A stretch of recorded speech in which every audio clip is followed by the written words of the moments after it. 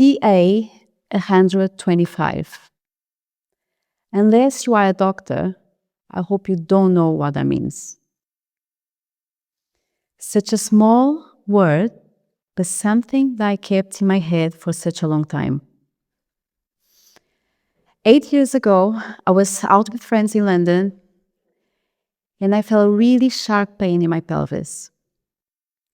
10 minutes later, I was being taken to the hospital.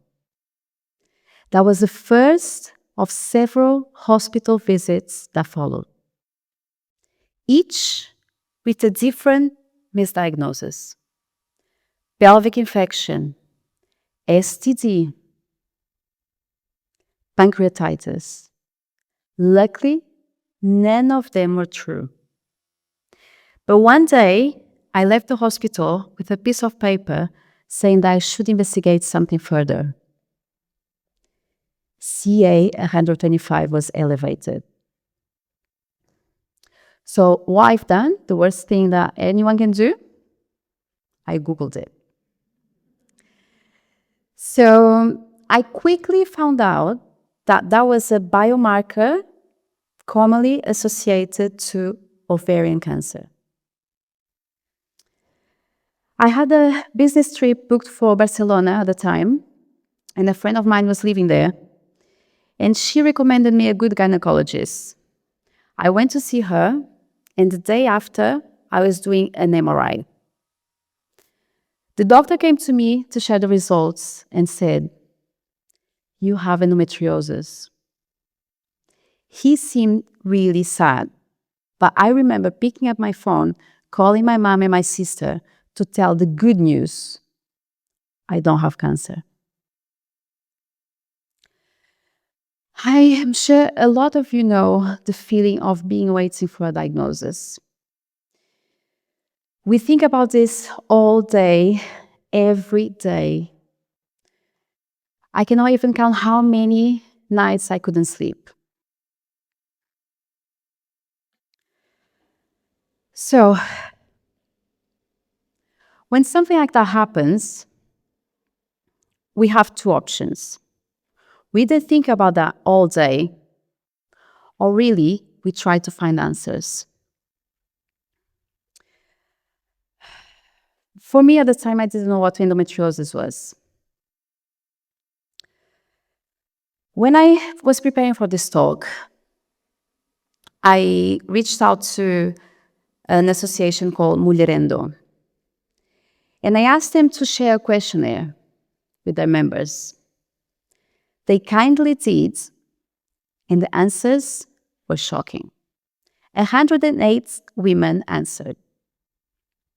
And one of the questions was, has any doctor ever said something to you that made you feel dismissed or doubt your own body? 81% of women said yes. And the answers were, "Oh, it cannot hurt that much. It's all in your head. You should really have a glass of wine and relax.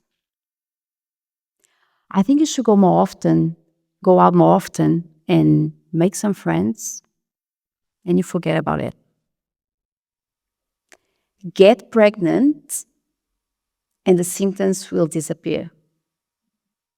Now, think about hearing something like this not as a life choice or a dream, but as a medical prescription. So luckily for me, when I discovered endometriosis, it was very quick like that. So I went to the doctor, exactly as I said. I went to Barcelona, and I had it done. But I'm talking about a condition that the average time to be diagnosed, it takes 7 years.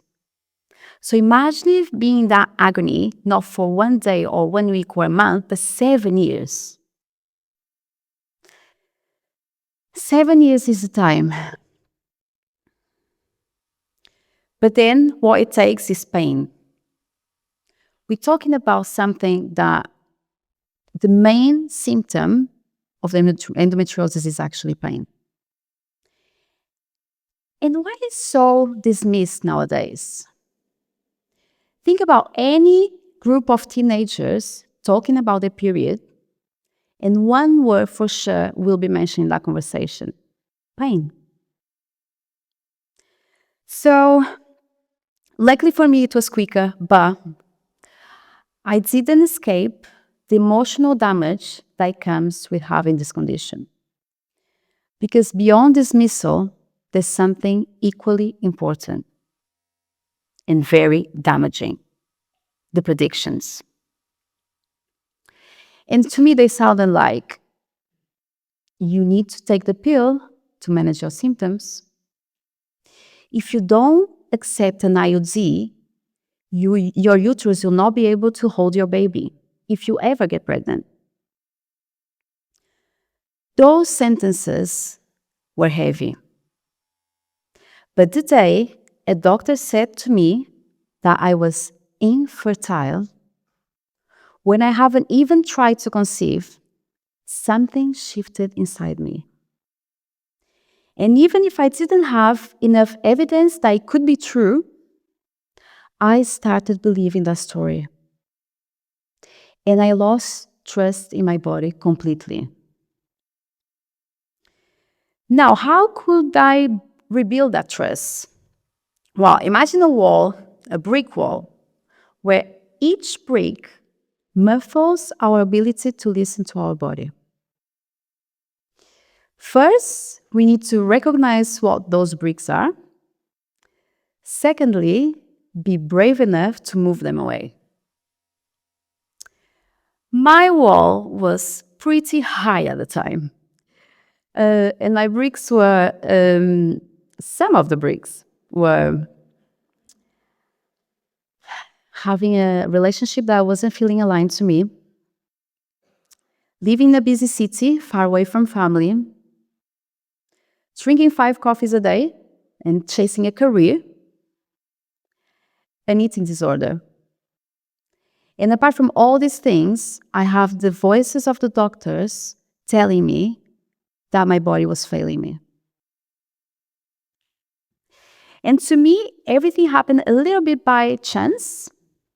I was in Egypt and over COVID, and I ran out of my medication. I couldn't find it anywhere.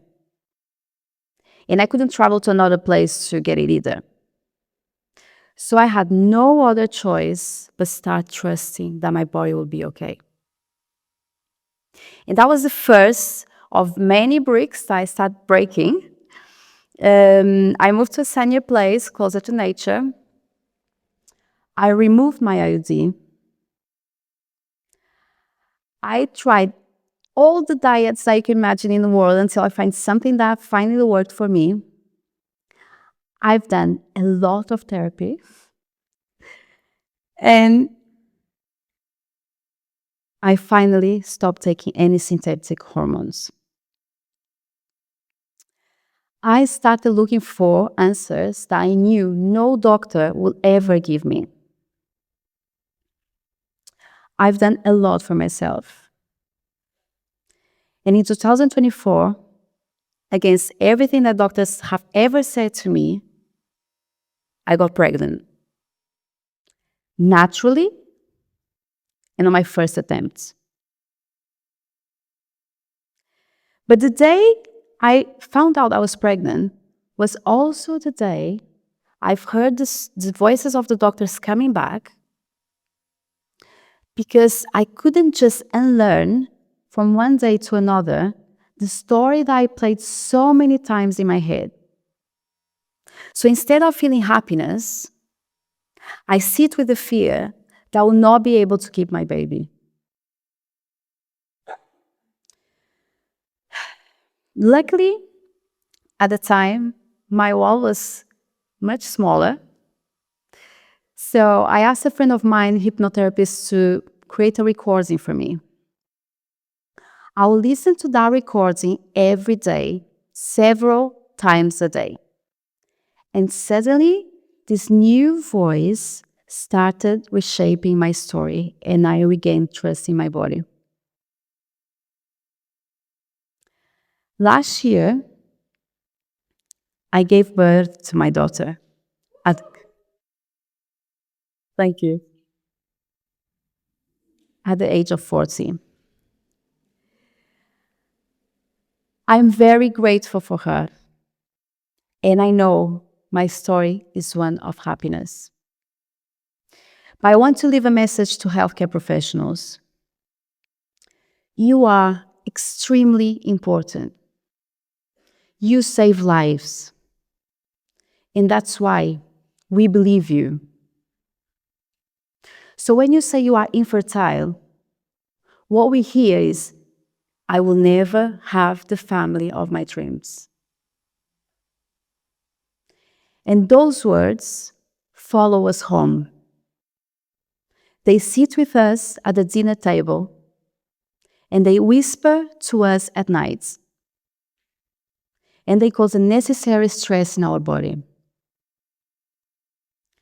And to all women listening, I know how heavy those words can be.